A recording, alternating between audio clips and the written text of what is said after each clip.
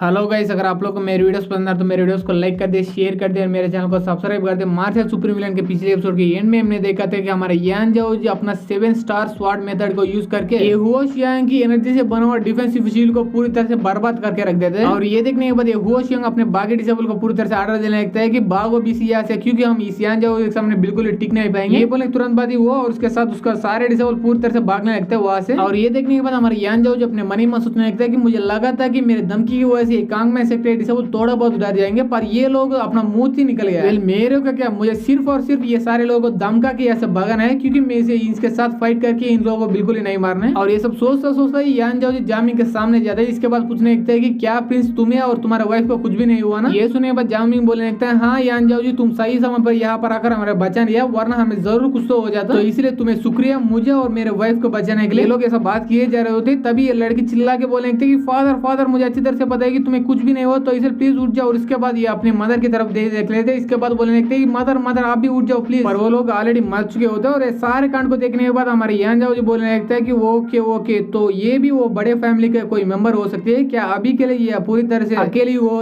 क्या मानना ही पड़ेगा। भाई काफी ज्यादा बुरा हुआ है इस लड़की के साथ। और वो लड़की को चिल्लाता हुआ देखकर वो जाओमिंग की वाइफ को यानी जिंग को काफी ज्यादा गुस्सा आते है। इसके वजह से चिल्ला के सामने की तरफ जाते वो बोला होता है कि तुम जाओ लंग, तुम कमीने कहीं का, आज मैं तुम्हें जान से मार के ही रहूंगा। ये सब बोल के सामने की तरफ जा ही जा रहे होते, तभी अपोजिट डायरेक्शन में एक बड़ा सा कुड़ाल आ रहा होता है और कुड़ाल सीधा इसी लड़की की तरफ आ रहा होता है। और इसे देखने के बाद ये जाओमिंग चिल्ला के बोलने लगता है कि जिंग थोड़ा संभल के, तो सामने तो देखो। ये बंदा ऐसा बोल ही जा रहा होता है, तभी हमारा यान जो अपना पूरा स्पीड को यूज करके एक तलवार को लेकर सामने की तरफ बढ़ी जा रहा होता है। एक बार वो कुड़ाल के आसपास पहुंचने के बाद वो कुड़ाल के साथ एक जोरदार अटैक कर देता है उसके ऊपर, और इसके वजह से वहां पर एक बड़ा सा ब्लास्ट हो जाता है। और ब्लास्ट हटने के बाद तब हम देखते हैं हमारे यान जो कुछ भी नहीं हो चुका होता, पर वो कुड़ाल पूरी तरह से ब्लास्ट हो चुका होता है। और इसके साथ साथ ही वहां पर एक जोरदार आवाज आने लगता है, और वो आवाज बोलने लगती है कि किसकी हिम्मत हुई यहाँ पर योनजी माउंटेन के ऊपर आकर मेरे कांगमैन सेक्ट के डिसेबल के साथ पंगा लेने की, क्या तुम लोगों को मरना है क्या? और वो आवाज को हमारे यान जो अच्छी तरह से पहचान लेता है, तो इसलिए वो भी बोलने लगता है कि मानना ही पड़े भाई, क्या एंट्री मारा तूने। और ये सुने तुरंत बाद वो बंदा बाहर आ जाता है, और तब हम देखते हैं वो बंदा और कोई नहीं बल्कि कांगमैन माउंटेन के एक एल्डर होता है, और इसका नाम हान रू होता है। और इस बंदे को देखने के बाद यहू बोलने लगता है कि ये तो एल्डर हान रू है। और ये देखने के बाद हमारे फेंगशिंग पूछने लगते हैं कि क्या यहू इसके बारे में तू जानता है कि? ये सुनने के बाद यहू बोलने लगता है हाँ मैं इसके बारे में अच्छी तरह से जानता हूँ, इसका नाम एल्डर हान रू है, और इसने काफी साल पहले लीमिंग नाम के एक यंग मास्टर के साथ फाइट किया था, और उसने नहीं बल्कि उसको पूरी तरह से हरा दिया था। पर वो बंदा काफी ज्यादा स्ट्रांग बंदा था, और उतना ही नहीं बल्कि वो लीमिंग हमारे दुनिया के अंदर one of the strongest palace यानी हेवनली थंडर पैलेस का यंग मास्टर भी था। और उस जैसे स्ट्रांग और पॉपुलर बंदे को ये बंदा जगह आसानी से हरा दिया। इसके बाद ये बंदे का नाम भी पॉपुलर होने लगा इस पूरी दुनिया के अंदर। और तुझे पहले ही पता चल चुका होगा कि सिंगियन फैक्शन के अंदर 7 संग नाम का स्ट्रांग बंदे है,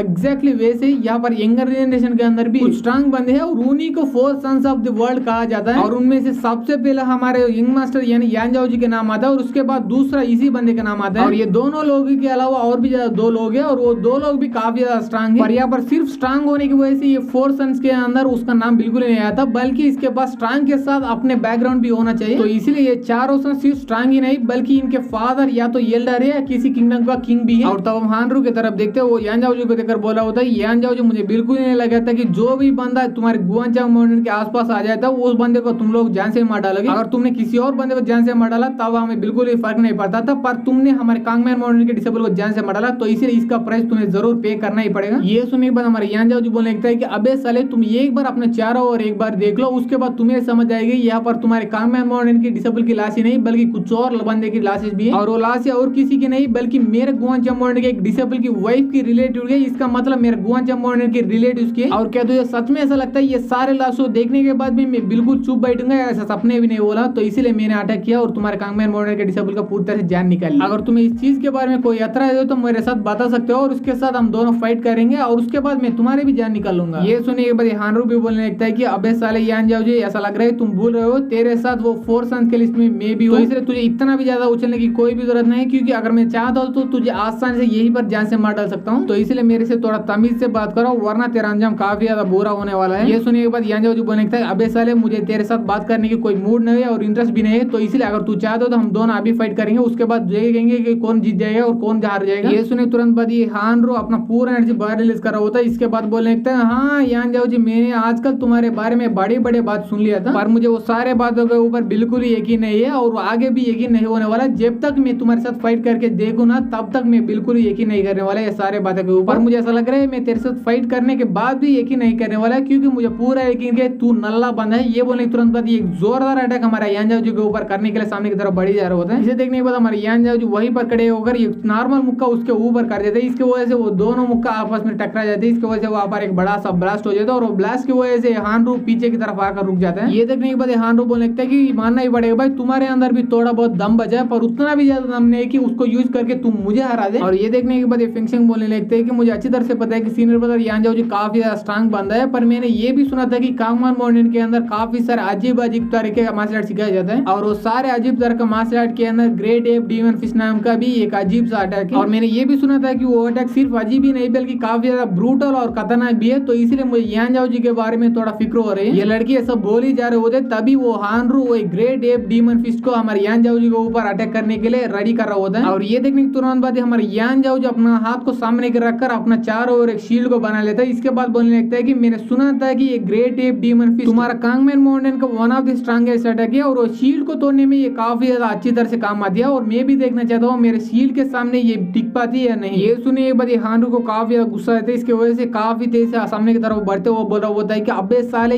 एक बार मैं अटैक करूँ उसके बाद देखने के लिए तुम बिल्कुल ही नहीं बचोगे। इसे देखने के बाद भी हमारे यान जाओ जो कुछ भी नहीं करता, बस अपना हाथ सामने रखकर ऐसे ही खड़ा हुआ था, तभी वो हानरू उसी हाथ के ऊपर अटैक कर देता अपने ग्रेट एप डीमन फिश से। इसकी वजह से वहां पर एक बड़ा सा ब्लास्ट हो जाता है, और ब्लास्ट हटने के बाद तब हम देखते हैं वहां पर इस अटैक की वजह से हमारे यान जाओ जी के ऊपर घंटा भी असर नहीं पड़ा हुआ था। इसे देखने के बाद हानरू पूरी तरह से हिल जाती है। इसके बाद पूछने लगता है कि ऐसा कैसे हो सकता है, क्योंकि ये मेरे कांगमैन माउंटेन का one of the strongest attack था। और ये पूछने के तुरंत बाद ही ये हानरू काफी तेज से पीछे की तरफ आ जाती है। इसके बाद पहले से भी काफी बड़ा कुड़ाली जैसा आर्टिफैक्ट अपने स्टोरेज बैग के अंदर से बाहर निकाल लेता है। इसके बाद बोलने लगता है कि यान जाओ जी तूने मेरे दोनों पहले अटैक से बचा होगा लकी वजह से, पर ये मेरा सबसे स्ट्रॉन्गेस्ट अटैक है और इस अटैक से तू बिल्कुल भी बच नहीं पाएगा। ये बोलने के तुरंत बाद ही वो हानरू अपना कुड़ाली वाला आर्टिफैक्ट को यूज करके हमारे यान जाओ जी के ऊपर एक जोरदार अटैक करने वाले होता है। तभी हमारे ये एपिसोड यहीं पर खत्म हो जाता है। अगर आप लोगों को ये एपिसोड पसंद आए तो एपिसोड को लाइक कर दे, शेयर कर दे, मेरे चैनल को सब्सक्राइब कर दे। And thanks for watching guys.